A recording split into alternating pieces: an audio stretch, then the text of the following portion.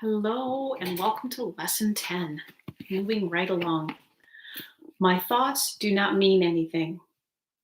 This idea applies to all the thoughts of which you are aware or become aware of in the practice periods. The reason the idea is applicable to all of them is that they are not your real thoughts.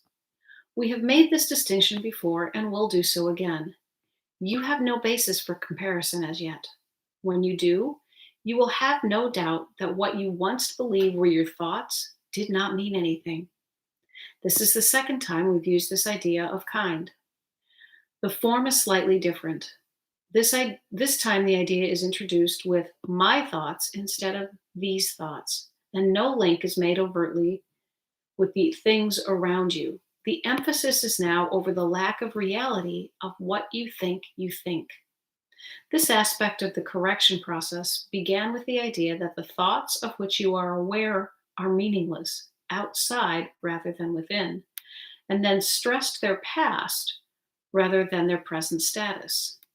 Now we are emphasizing that the presence of these thoughts means that you are not thinking. This is merely another way of repeating our earlier statement that your mind is really a blank.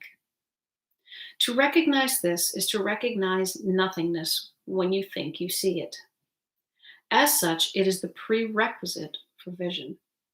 Close your eyes for these exercises and introduce them by repeating the idea for today quite slowly to yourself.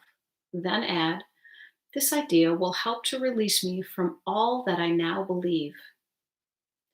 The exercises consist, as before, in searching your mind for all the thoughts that are available to you without selection or judgment. Try to avoid classification of any kind. In fact, if you find it helpful to do so, you might imagine that you're watching an oddly assorted procession going by, which has little, if any, personal meaning to you. As each one crosses your mind, say, my thought about blank does not mean anything. My thought about my job does not mean anything. My thought about my relationships do not mean anything. My thought about Joe doesn't mean anything. Today's thought can obviously serve for any thought that distresses you at any time. In addition, 5 practice periods are recommended, each involving no more than a minute or so of mind searching. It is not recommended that this time period be extended, and it should be reduced to half a minute or less if you experience discomfort. Remember, however, to repeat the idea slowly before applying it specifically, and also add, this idea will help to release me from all that I now believe.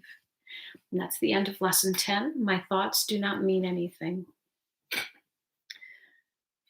I like to picture this as either sitting on in the mall, which we don't necessarily have anymore, but people watching in an airport, or watching cars if you're on at a bus stop. The things that you are watching don't necessarily mean anything, but they are interesting to look at. And so as you watch your thoughts go by, just realize that it is no more important than it would be to sit somewhere and people watch. This is a hard lesson sometimes because we think that our thoughts are very critical to everything. But you might be surprised at how many really random thoughts you have, as well as what you think are critical. So just be willing to practice and, again, not be discriminatory.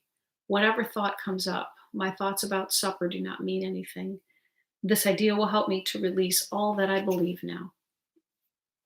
Now we'll see what Jesus says through Tina Spalding's channelings. I am that one that you know as Jesus, and we are here together to enlighten you.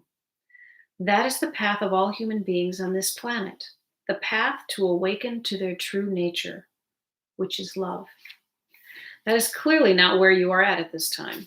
The results and the physical manifestations on your planet of war, sickness, and death testify to the fact that you do not know love. Even though made of love, from love, for love, you have walked so far down the road away from love that you have forgotten your true nature. This training program you have decided to join with me reveals how far you've walked along the road in the wrong direction. You can look at the physical manifestations in your life, body, relationships, and society and know that you lack love. If something is lacking, what do you add to that situation? The thing it lacks. You must add love to this life that you live in your perceptual journey. First of all, you must have your mind clarified because most of you do not even know what love is. Truly, dear ones, you do not know what love is.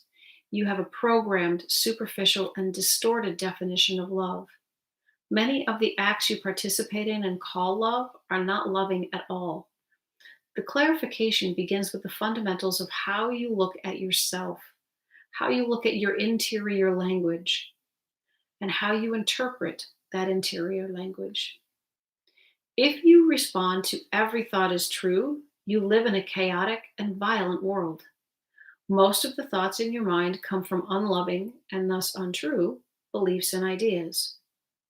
They have been inserted into your consciousness without your knowledge, even though you have supported them for many years through word, thought, and deed. Trust in this process. Trust as we get into the inner workings of your consciousness, even though you do not understand yet what comes from that transformation. You will feel more loving. You will feel less violent. When you do have the urge to attack, judge, or curse somebody, or yell, shout, or scream, there will come a time when you truly have a choice. You will say, I'm not going to do that anymore. These early lessons might confuse you because they counter everything that you have ever been taught. We know this is a great act of faith on your part to do these lessons and allow us into your consciousness. For that, we are very grateful. I walk beside you in this journey, and I want you to know my teachings always have been centered on love. They have never been about control, punishment, suffering, sacrifice, or martyrdom.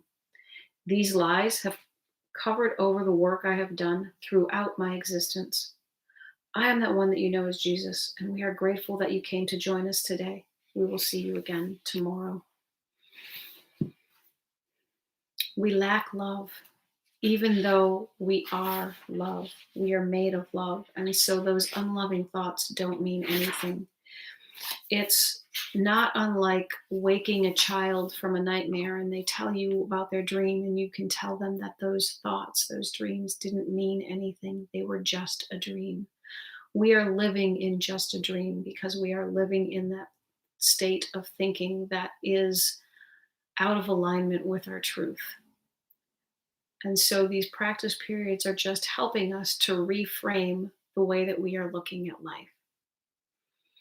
Good luck in your practices today, and we'll talk to you tomorrow. Bye.